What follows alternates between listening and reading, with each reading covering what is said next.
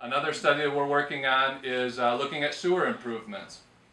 And I know there's interest in Knapp Lake with sewer improvement there and seeing what that does to the water quality of Knapp Lake and how that then will translate into water quality here at Wawasee and Syracuse as well. We're doing lake research, lake itself. So we've just been out on the lake this week, as we have all the weeks, both Syracuse and Wawasee since Memorial Day.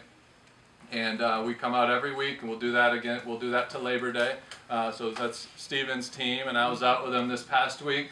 And what we've noticed over the last 3 weeks, I wanted to mention to you guys, water clarity. So how far down in the water can you see, right?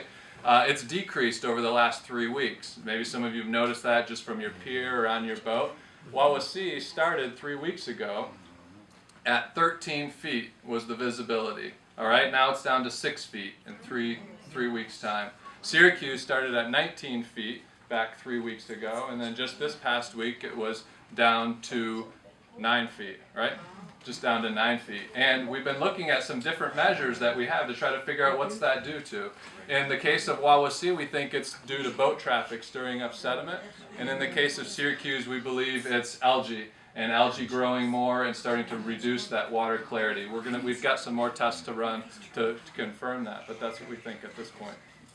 We've also been looking under the microscope at the specific algae types that are living here in these two lakes. Many of you helped contribute last summer to us to buy some new microscope equipment, and we're putting that to good use this year. We know there currently are 30 different types of algae living right outside these windows here in Lake Wawasee. 30 different types of algae out there. Seven of those algae produce toxins.